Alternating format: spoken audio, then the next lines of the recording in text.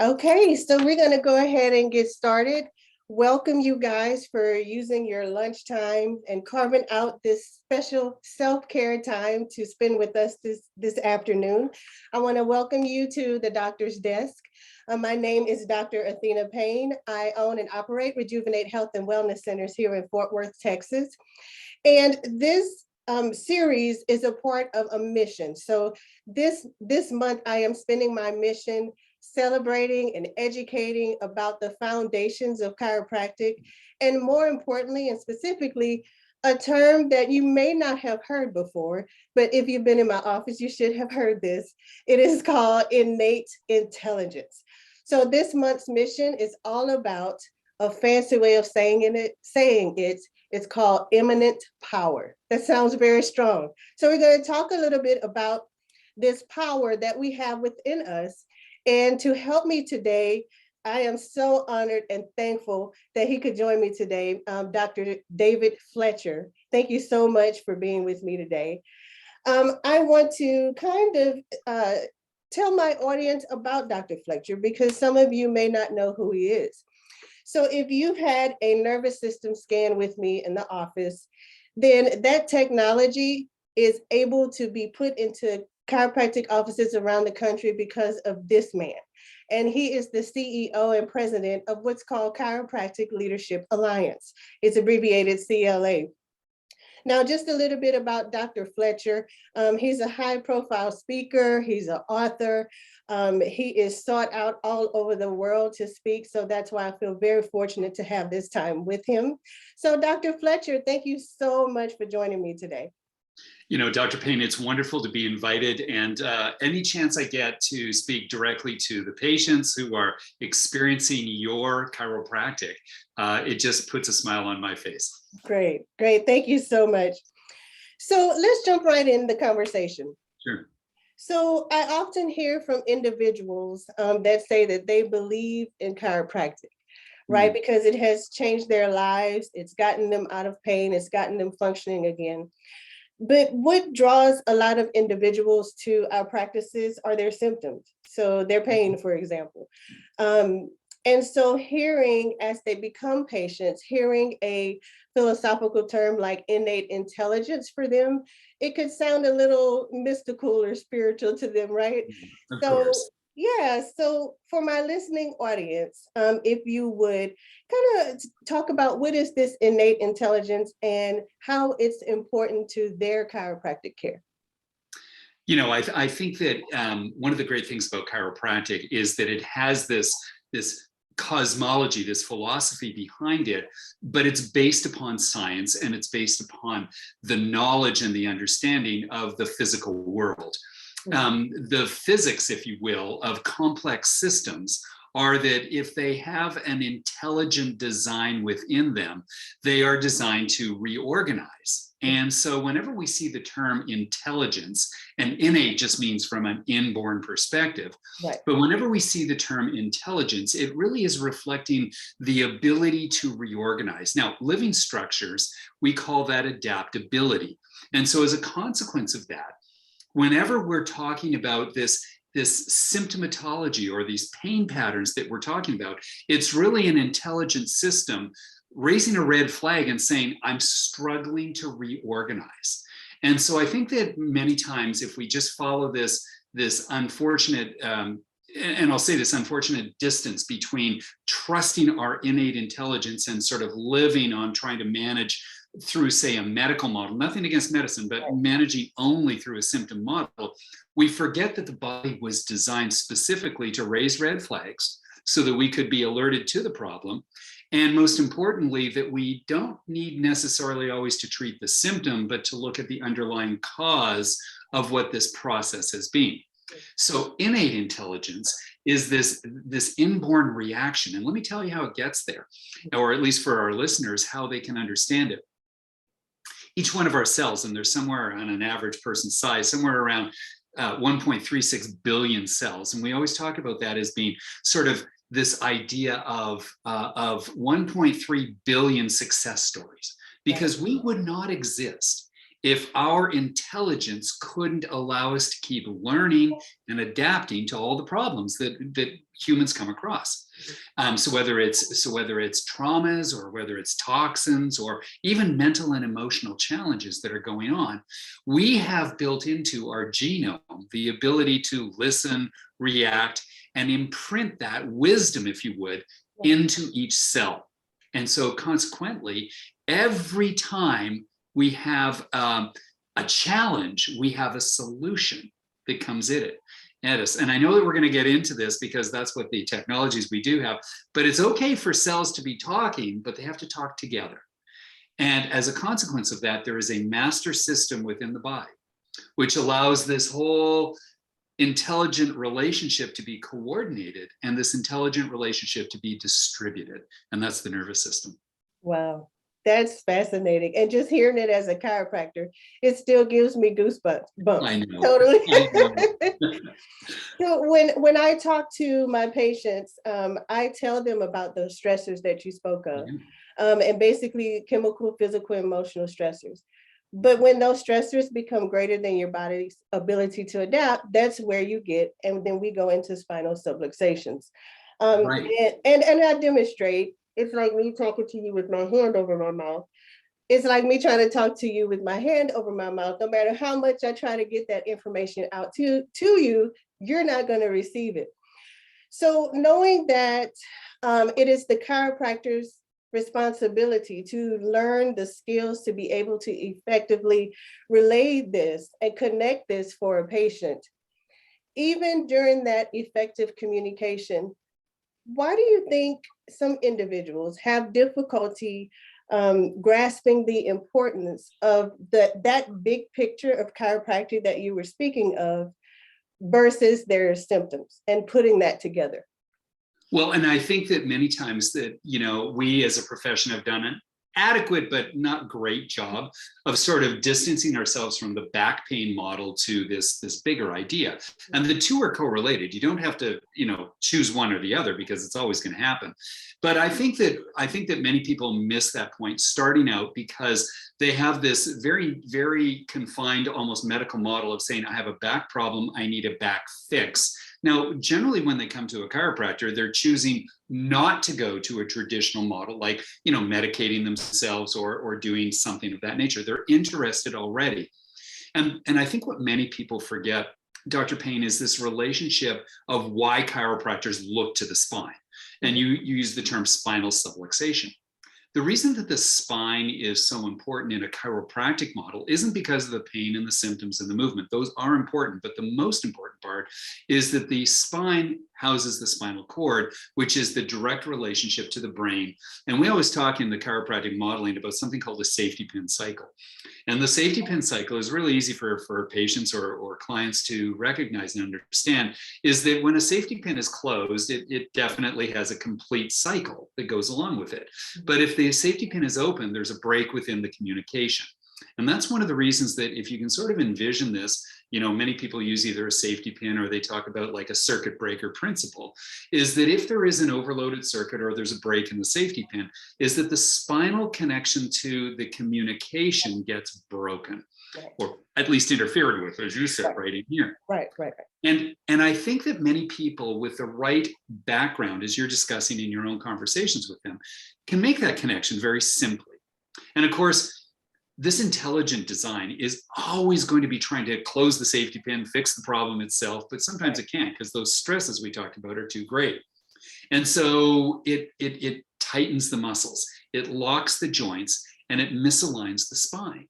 And chiropractors have learned and built this whole model upon the idea that if we can determine where these patterns and where these interferences are that are seen and observed on X-ray or measured on the technology that I designed, is that we now have a roadmap of where we as chiropractors can look inside the spine, look deeper, if you would, to the nervous system and begin to close that safety pin, remove that tension, help that person get back to this innate intelligent design. Right. So I want to go into the technology. And sure. I'm a little technology nerd. So I'm so thankful for this, and not just any technology that I can use and actually does what this technology does. And so for some of you who may not know what this technology is, Chiropractic Leadership Alliance has given the ability for chiropractors to be able to identify, to be able to hone in on those areas where you have that nervous interference in your spine, but to be also able to track as well and measure. So it's triple the threat, right? For being able to really help a patient and be very specific about it. So this is one tool that we have, right? This is the Neurothermal. Correct. And then I'll have you talk about that here in a second. Yeah, sure. And then we have our NeuroCore, okay? And then we also have heart rate variability as well. So if you would, Dr. Fletcher, kind of explain about this technology and what does this do for a patient as far as adding value to their treatment and to their chiropractic care that makes it important for them?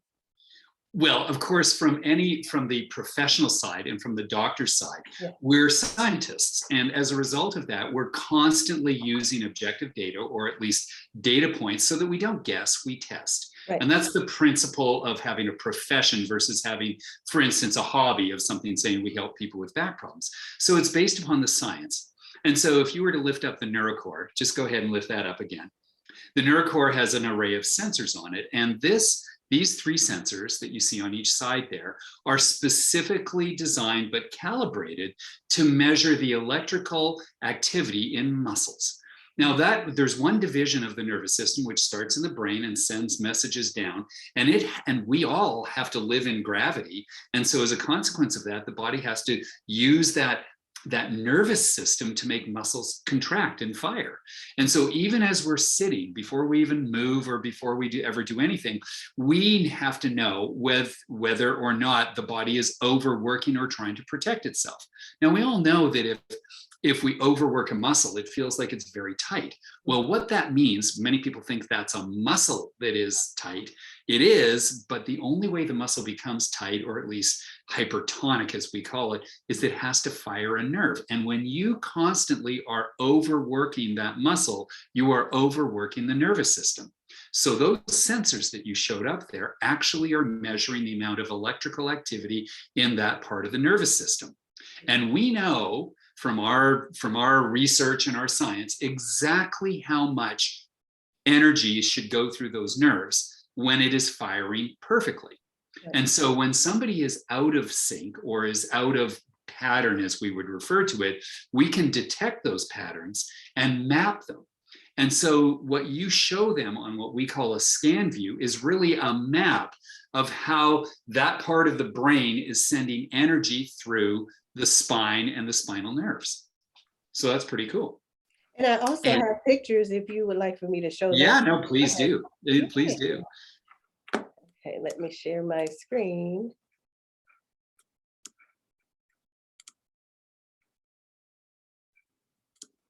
That way you can have something to go with it. Absolutely. And this is courtesy of CLA. So I'll go down to, you want to go? So there we go. And so if we were to take a look on the left, we would see that there was red, if you will, activity on both sides of the neck region. And that red activity is compared to that clear or white activity that's in the middle spine.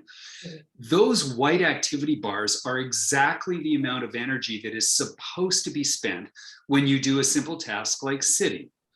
And so we've mapped this out, we've done the research on it. And so when we see the red bars or the green bars or the blue bars, it means that that part of the nervous system is spending over 3 times the amount of energy to do a simple task, which is just simply sit there. Now, when that same person gets up and tries to move around and tries to go through, their daily activities, those 3 bars, which we see up there on the right and 3 bars on the left, if you will, the red ones, continuously overreact. And as a consequence of that, one of the problems of being subluxated, as we call it, which means that they have spinal subluxations, is that people feel exhausted. Mm. It's not even so much that their muscles feel tight, is that they feel drained because the body is out of sync with one of these simple and most necessary things in life, which is called walking and moving.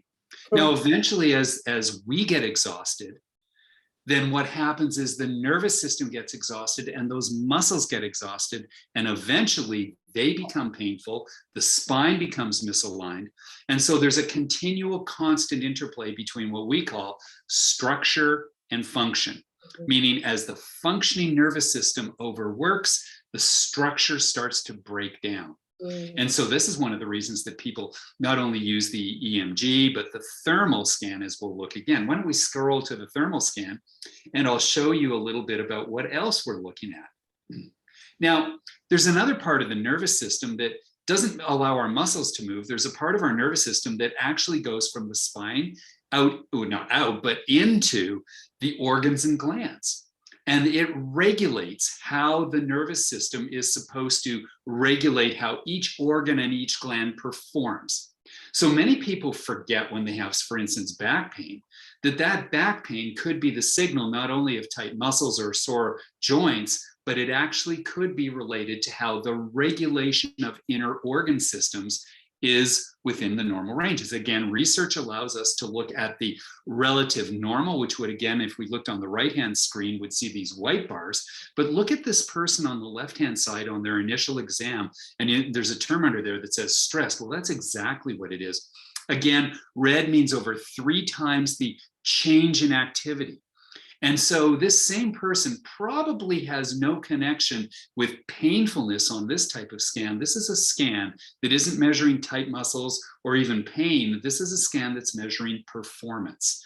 And so it tells us that the spinal nerves, in this case, especially on the right-hand side of those spinal nerve connections, is constantly overstressed and is underperforming. But if I may, it's a tracking mechanism that we've created, which if you take a look on the scan on the right, you can see that after care, that as we've begun to reset the communication within the body so that the innate intelligence of the body can begin to reorganize, that there is hope, that these challenges and changes of stress now can become reorganized. And we start to see, we use the term coherent, or it means that things have come back into sync. Take a look at how that red has transformed in mostly to blue, which is 2 times, but clearing really back to normal. And this is the exciting part of not just asking someone how they feel, but we get to look and see how they function. And then you mentioned this part about This is a powerful graph because mostly of the numbers. So we take that same data that we saw on the very first, and we actually can plot how that communication from brain to body is moving through the spinal cord. So if you take a look on the right-hand side of the spine, you'll see a black line. And that black line kind of wiggles as it does on the right-hand side. There you go, and follow that. That is actually the signals being sent from the brain down through the spinal cord. And those are the nerve activity levels that we should see. And you can't really see it so easily, but there's a white line that tracks in there. And that is the normal. And so in this person's case, they are exhausted. They can't even simply sit there without their nervous system underperforming. And so if we take a look at the bottom, which is where the scores are, and you'll see a score called pattern right in the middle. That pattern score is a beautiful way in which we've determined that the efficiencies, this is a beautiful thing to say, that the body is only working in that part of the nervous system at simply 58.6% of its capacity.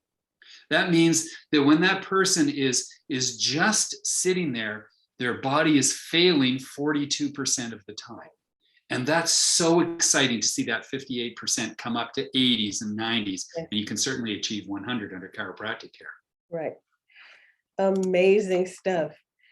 I'm hoping that you guys that are watching are amazed at the technology that we have. I often have patients come in and they're totally wowed. They're like, wow, chiropractic has come a long way. So it's good to see the excitement and for them to visibly see what's going on, right, in their body. So Thank you so much for your time today. I hope that you guys that are listening have learned a lot about innate intelligence and the importance of it. And that's what we want you to get out of it, is the impact that this work that we do is doing for your health. So I hope you guys enjoyed this meeting that we had. Dr. Fletcher, do you have any last minute things you want to say?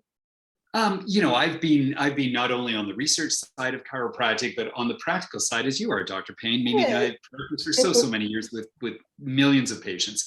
And the realities is that chiropractic works.